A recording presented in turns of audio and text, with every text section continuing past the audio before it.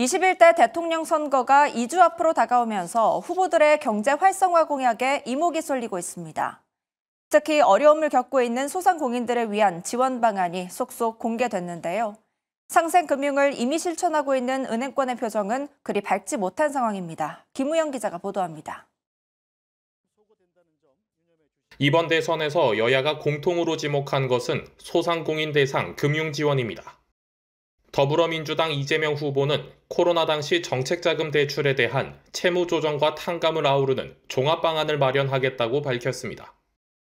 또 저금리 대환대출 등 정책자금을 확대해 소상공인들의 금융 부담을 완화한다는 구상입니다. 국민의힘 김문수 후보는 대통령 직속 소상공인 자영업자 지원단을 설치하고 소상공인 전문은행을 설립해 저금리 대출을 확대한다는 방침입니다. 두 후보 모두 경기 불황으로 어려움을 겪는 소상공인들을 구제하고 민생 경제를 활성화한다는 구상입니다. 상황이 이렇자 은행권은 긴장하는 분위기입니다.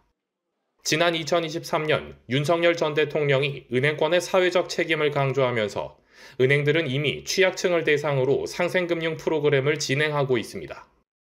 이런 가운데 금융 지원을 더욱 늘리게 되면 재원을 마련해야 하는 은행권의 부담은 커질 것으로 예상됩니다.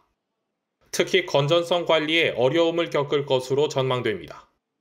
올해 1분기 기준 4대 은행의 고정이하 여신 잔액은 약 4조 8천억 원. 고정이하 여신은 연체 기간이 3개월 이상인 대출을 의미합니다.